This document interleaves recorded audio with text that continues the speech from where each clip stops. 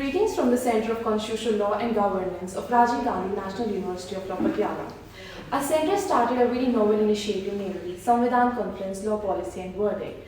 And today we're here for a very important, interesting discussion on a very important judgment, that is Yashpal Jain versus Sushila Devi. In this very judgment, the Supreme Court gave 8 lifelines. But before starting the discussion, I'd like to introduce you to the very basic facts of this case.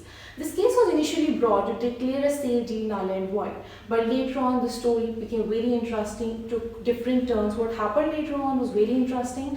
The petitioner passed away and it has been 41 years and no one is still there to represent the petitioner legally.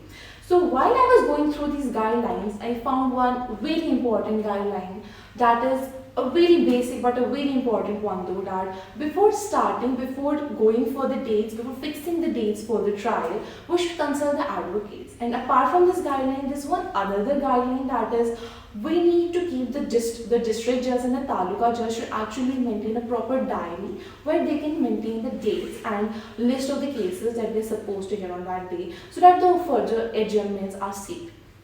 While I was going through this, so I would like to pose a very important question and I want to listen to your views about it. What do you think this very judgment, this very point, can it actually help in the fast delivery of the justice, and also can AI play any role in it? It's indeed a pertinent contention with regards to the contemporary Indian legal landscape. One of the essential contention that the stakeholders ought to take into consideration is that of incorporating artificial intelligence in the legal landscape and not seeing it with the idea which has its own supplementary value.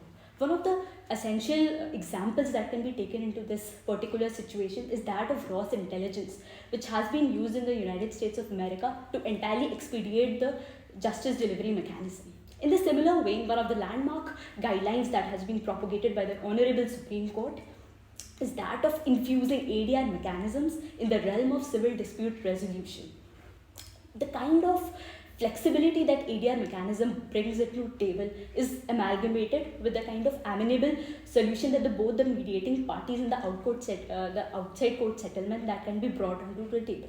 However, this novelty in terms of ADR mechanism is also amalgamated with its own lacunas and grey areas which needs to be addressed at the very onset. One of the major point is that of inability of the mediator to bring the parity in terms of both the mediating parties, and therefore this somehow undermines the interest of one of the parties. The other irritant that's of major contention is that of irrational backouts in terms of the entire mediation process, which renders the justice delivery mechanism to be completely more convoluted. The fundamental idea that needs to be understood in this contention is that we are not propagating free and speedy justice delivery mechanism at the altar of the very idea of justice. Therefore, one of the pertinent questions that rises at the very outset is that of how do we infuse ADR mechanism and streamline the justice delivery mechanism? Thank you, Aditi, for an insightful question, and I will be happy to provide a comprehensive answer. So firstly, the Supreme Court directive to incorporate ADR mechanism, particularly in section 89 of the CPC, is a positive step in tackling the backlog of the cases in the Indian judicial system. The benefits include the potential of quicker resolution of disputes, a seamless transition from ADR to trial courts, and the flexibility of ADR allowing for customizable solutions. To address these issues and streamline the ADR provisions, I have suggested some measures which should be included in the CPC. For example, introducing a provision for the review of the mediated agreement so that it has a more enforceability to it. Secondly, we should be giving coaching to the mediator so that they can initiate in the mediation process in a carefree and in a impartial manner. Secondly, even I came across a guideline from this case, and it pertains to the frivolous litigation and the frequent adjournments, which have become a common tactic employed by the parties in legal system to disrupt the legal proceeding and delay justice. These practices burden the cost and hinder the resolution of legitimate cases, highlighting the need for the legal reforms to address these abuses. 49 Chief Justice of India, Mr. U. Lalit, also addresses this aspect when he said that the losing side in a frivolous case must be saddled with the cost of using a precious judicial time and resources. And the adjournment, as in particularly mentioned in a procedural law, in ordinary sense, adjournment means to reschedule a date or to ask for another date, or in ordinary sense, as we name, asking for a tariq in the case.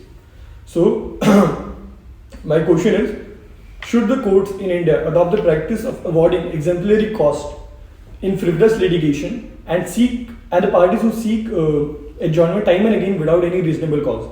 And will the awarding of exemplary cost have a deterrent effect on these so that the cases, the such instances would be limited to the minimum? It is indeed a pertinent question which needs to be addressed. What I personally believe is that though not absolute or totally sufficient in itself, this practice of awarding exemplary costs would definitely act as a deterrent for cases of frivolous litigation and when the party seeks for adjournments time and again without any reasonable cause. But there is one thing which we need to keep in mind while applying this practice. That is that this practice should not act as a deterrent to people who want to approach the courts for genuine reasons. So I also read this judgment, and the one part of this judgment, the direction of this judgment which I found the most substantial was that the Supreme Court in its directions stated that statistics of cases pending beyond 5 years should be prepared by the presiding officers, which should be later sent to the principal district judges, who should collate them and send them to the review committee of the respective high courts. The directions also stated that the committee is to meet once at least every 2 months to discuss the corrective measures which should be given to the courts and to monitor the courts which has been pending for more than 5 years. In this judgment, the Supreme Court also talked about a judgment issued in the case of Salem Bar Association versus Union of India in 2003 and recommended that the district and taluka courts have to strictly adhere to the provisions of CPC and the same should be monitored by the review committees from principal district judges' reports. It stated that the main focus of the committee should be on the adjournments granted for no specific reason. So the question I want to pose here is, do you think that this time period of 5 years, which is to decide the cases which has to be monitored, is it appropriate? And is this process as a whole is a befitting solution to the problem of pendency of cases in courts? Yes, a very important question I think it is. It's very important that I raise this question. What I believe is that this very guideline is very important and definitely it can help. The period of 5 years is a very reasonable time period, but I believe that we need to properly look at its implementation, and if we definitely properly implement this very guideline, then it can definitely help us to tackle this overall issue of judicial delivery. So with this, we are here at the end of our discussion. I would like to thank all of the members for the valuable insights. It was indeed very interesting to have a discussion like this. But before ending this very session, I would like to ask all of my viewers to definitely write in the comment section, what do you think and what do you believe? Are these guidelines actually helpful to tackle the problem of judicial delivery in the system in the overall country of India? And also, what according to you can be the most possible and viable solution for the issue of pendency of cases in India? Thank you so much.